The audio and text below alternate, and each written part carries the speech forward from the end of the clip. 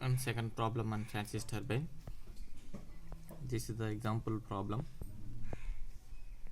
5.16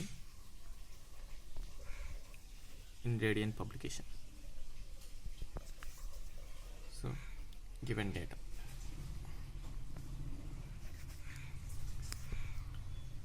In an inward flow reaction turbine, the guide blade makes an angle 20 degrees. That means guide blade angle. Guide blade angle alpha equal to 20 degrees. Next, an inlet tip of the runner vane makes 120 degrees. That means 120 degrees blade angle. Inlet blade angle theta equal 120 degrees. It has a supply head of 15 meters. Supply head h equal to 15 meters. Next, if the velocity of flow is constant, that means Vf1 equal to Vf2 is constant. That means Vf1 equal to Vf2. Next, and discharge is radial. Discharge is radial. That means beta equal to 90 degrees.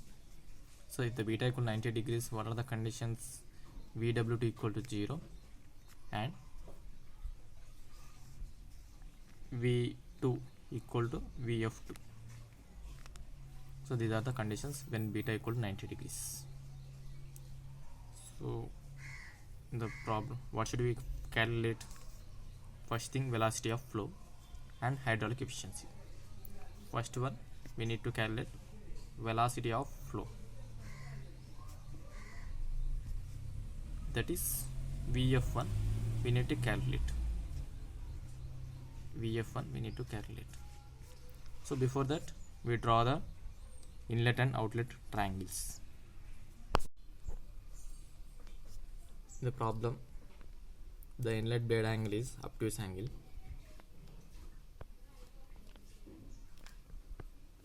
Obtuse angle. So the inlet triangle is different from regular triangle. So here alpha equal to 20 degrees and VR1 makes more than 90 degrees, that is 120 degrees from the horizontal x direction to it makes 120 degrees. So that's why I'm writing here. So out of 180 degrees, this is 120 degrees. So this angle is 60 degrees. 180 minus 120 degrees, 60 degrees. And we know the distance between V1 and VR1 gives U1. So that's why I'm writing here U1, and the distance between V1 and Vf1 gives Vw1, wheel velocity. So by solving this problem, we denote the vertex of this triangle like A, B, C, D. A, B, C, D, and this is P, Q, R.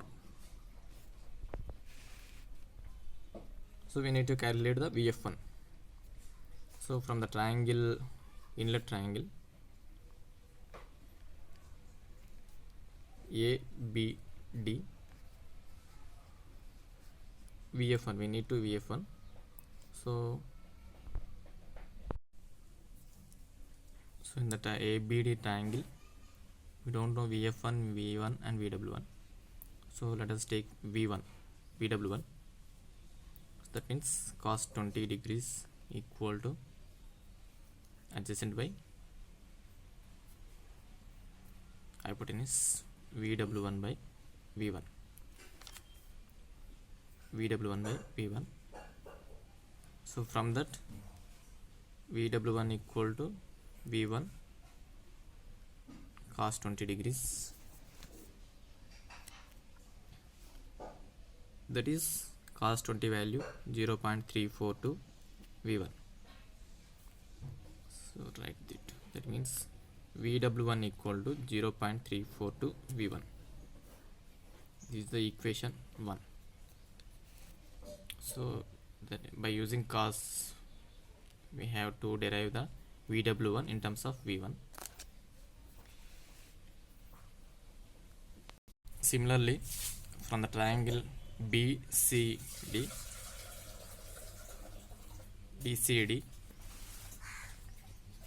from the triangle BCD, tan 60 equal to opposite by hypotenuse BD by BC.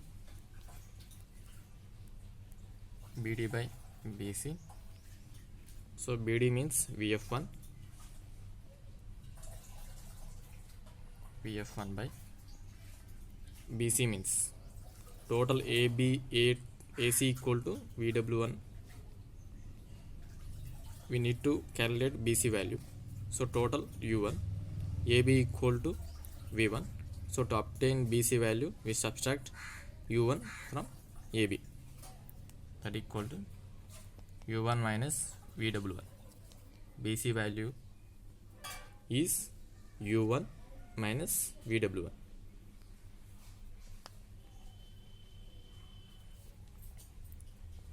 So we want VF1 value. So VF1, send these terms to this side.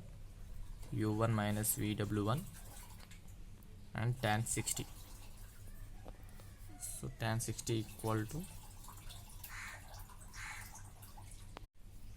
so substitute this VW1 value in our equation. U1 minus 0.342 V1 tan 60 degrees from equation 1.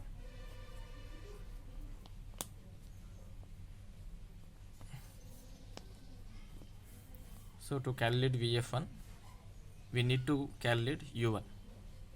Okay, so if you convert this U1 in terms of V1, the total equation will be in terms of V1, and we can easily calculate then by VF1. So U1. Now we have to calculate U1 value. Okay, sorry students, this value is not 0.342. Value is 0.939 V1. So from the same triangle ABD,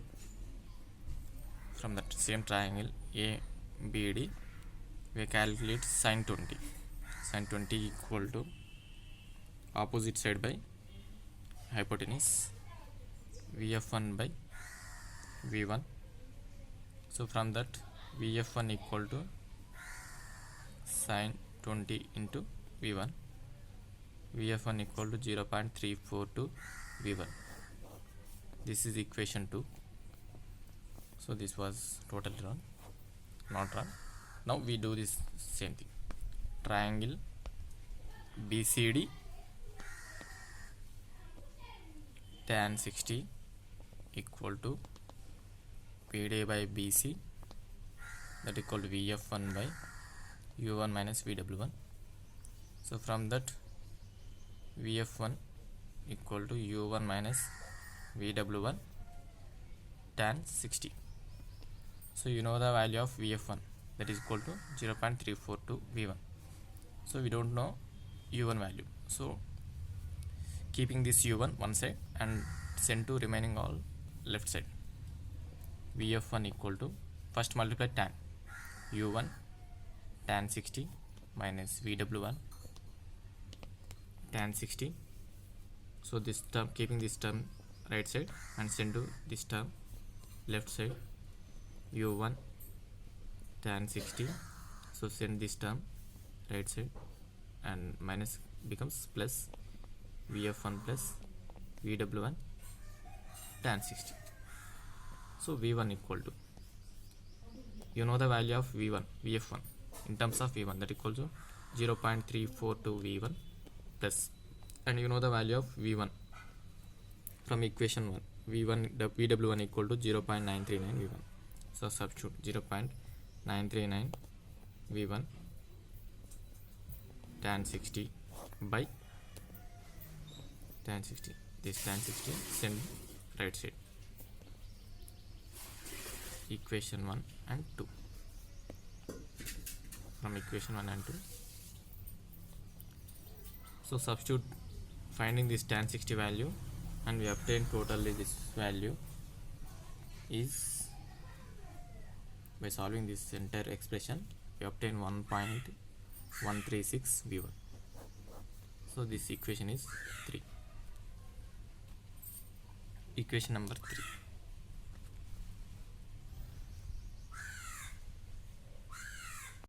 So to solve this VF1 value, we want V1 value. So in the given data, there is no proper clue regarding V1.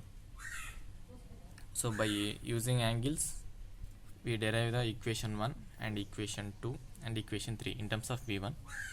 And in the question given thing is H, head. So head is the clue. So we know that the relation between head and these velocities.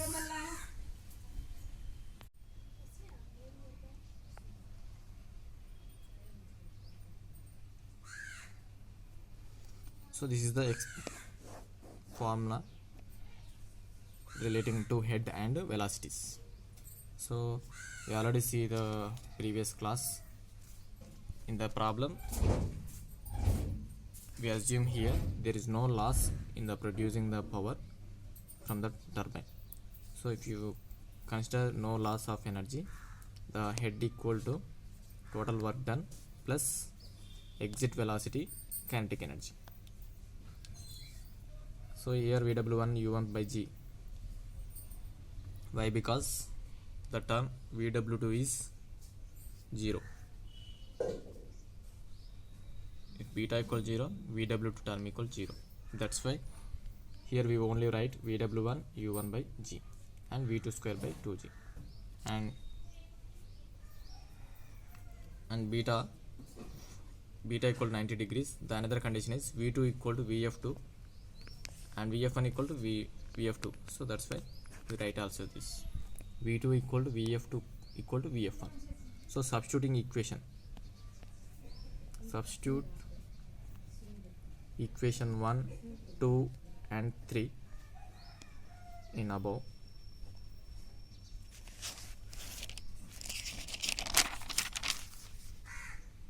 (15 meters). Next VW1 U1. VW1 is VW1 0.939 V1,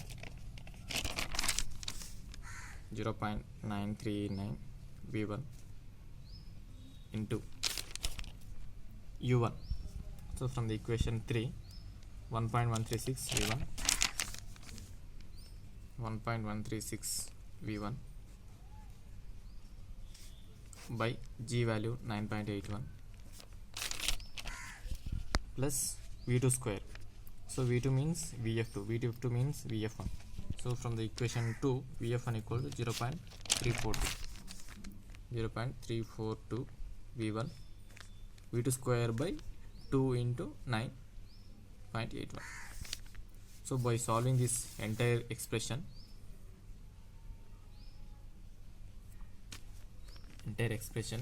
we have got 15 equal to 0.1147 V1 square.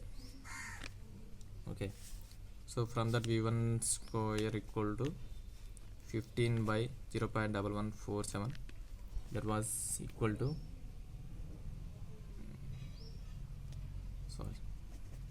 from that V1 equal to under root 15 by 0.1147. So V1 equal to 11.436 meter per second. So this is the value of V1, 11.436. So substitute this V1 value in equation 2, we obtain VF1 value. VF1 equal to 0.342 V1 So substitute V1 value, Vf1 equal to 0.342 into 11.436, is 11.436, and finally we got 3.91 meter per second. And the next thing is, what should we calculate? Hydraulic efficiency. So hydraulic efficiency formula is 1 by, this is the hydraulic efficiency formula. So in that, VW2 equal to 0, so the term is 0. So hydraulic efficiency equal to 1 by GH VW1 U1. So from equation 1, VW1 equal to 0.939 V1. Substitute the V1 value in equation, we obtain 10.738. From equation 3, we derive the U1 value. So with these both values substitute in efficiency formula, we obtain 0.948, that equal to 94.8%. So in the problem, we are assuming there is no loss in producing the energy, so that's why the hydraulic efficiency is more, 94.8. But in actual practice, this value is not more, around 60 to 70% is the hydraulic efficiency.